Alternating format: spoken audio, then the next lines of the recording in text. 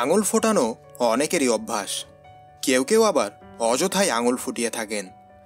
অনেকেই বলে থাকেন আঙুল ফোটালে ভালো লাগে, কিন্তু এটি ফোটালে তা অনেক সময় মারাত্মক ক্ষতির কারণ হতে পারে।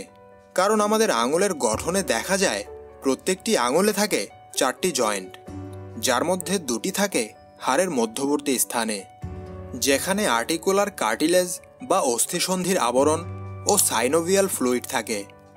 আমাদের আঙুলের মুভমেন্ট বা নাড়াচাড়া করতে এগুলো সহায়তা করে।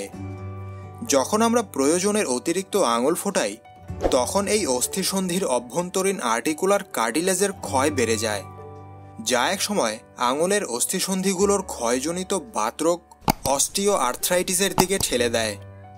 এছাড়া যাদের অস্টিও আর্থ্রাইটিস আছে এবং বয়স 50-এর বেশি, বিশেষ করে যে নারীর অস্টিও প্যারোসিস আছে, তারা আঙুল ফোটালে ফ্র্যাকচার বা আঙুলের হাড় ভেঙে যেতে পারে।